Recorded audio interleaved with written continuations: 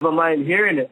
You understand? It was shocking to me, and I was driving down, and it was me and a few more brothers who are also in the truth, and we looked at it with total amazement. We couldn't believe it.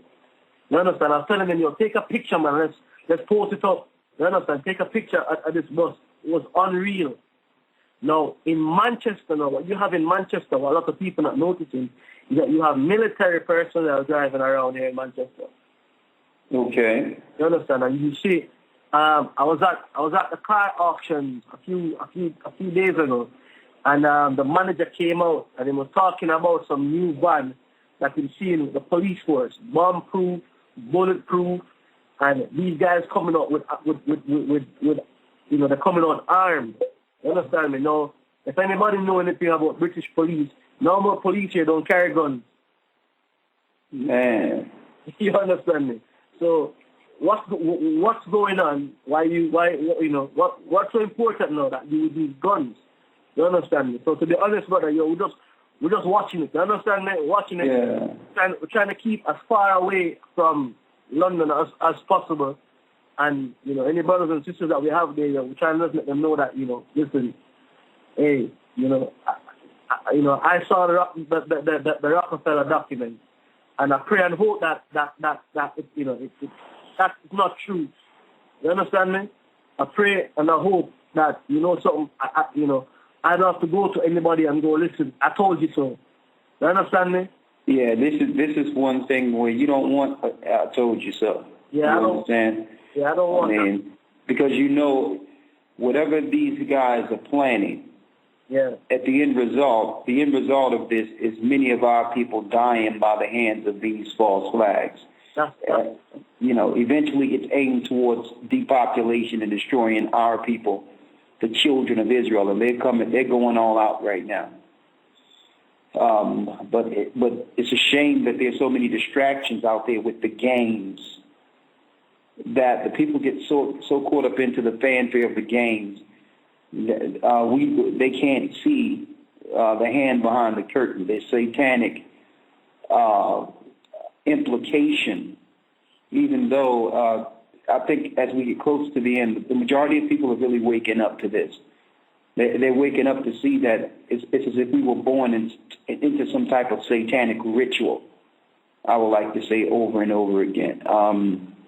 But as long as the Most High is with us, that's fine. But we just want to forewarn our people, so I thought that I would get on at least once a week and talk to the people, let them know what's going on internationally. Real quick, I wanted to also ask, I know because other people wanted to know before we really open up the phones, because I know people may have questions. I know brothers and sisters wanted to know really what happened with the Peace FM situation. We were doing that for a while, and all of England would wait up early in the morning for the search engine. Mm-hmm. And it became international. Of course, Brother Santi from the Netherlands made video clips of some of the shows, and through the Spirit of the Most High, a lot of them are circulating now. Mm-hmm. And, of course, there was some tension at the station based on the truth.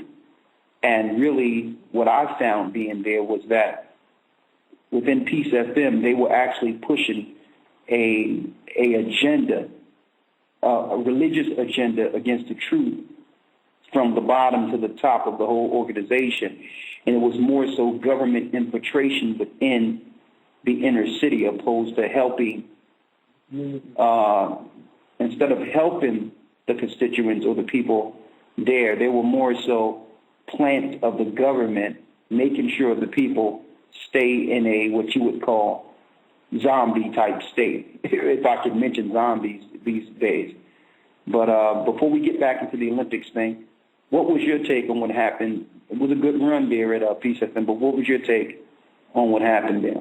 All right, let me tell you. Let me tell you what happened. Right? Peace FM. As long as you had brothers and sisters who were coming onto the radio, right, and talking, looking at it now, just talking for talk's sake, right? Yeah.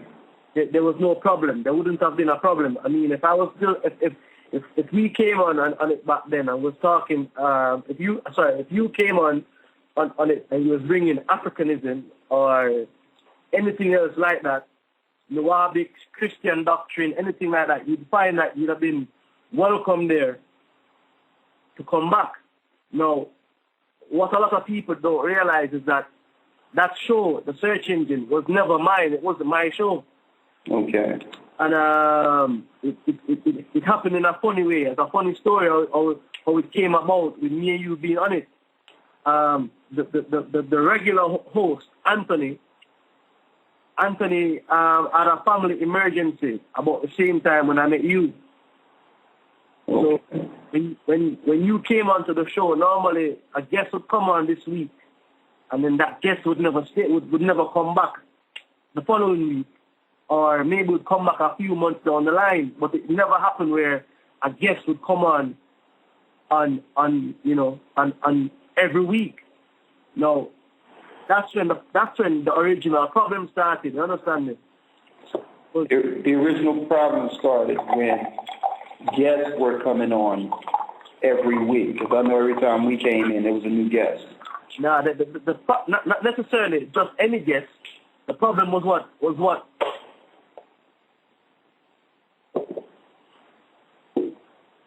Okay, I think you're cutting out there. Are you with me? Hold on, this is a Skype thing. Sometimes it's like this. Hold on one moment, brothers and sisters. I hope you all can hear me. Okay, are you still with me, brother? Because I see Gaja is out a little bit. Are you still with me? Yes, sir. Okay, great. Just wanted to make sure. Just going to wait and see if Gaja can come back. I think he was mentioning some of the issues that was at Peace FM. This is one of the reasons why we're going to do this international radio show once a week. So while he's coming in, let me say straight out that the agenda then turned off. Hey, Gaja, we didn't hear you for the last 3 minutes, believe it or not. Oh, yeah? Oh, yeah, you was out. So if you could recant everything that you were saying within the last couple of minutes. All right, then let me go back. Now, what I'm saying, let me say, let me pick it up back from the beginning. Okay. All right. Originally, the search engine was never my show. I was brought into the search engine as a co-host.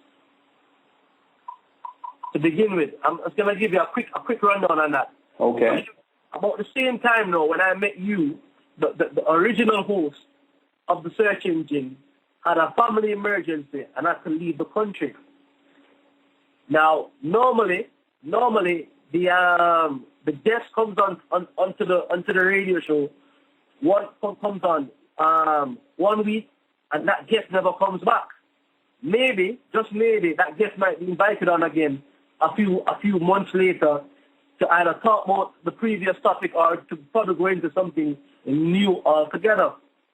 Now, when that started to happen, though, I remember 1 week we did a show with a guy talking that he was a Christian pastor coming in, and then his old philosophy got torn down. And then the week after that, it was Raymond Bell with Nuwabics.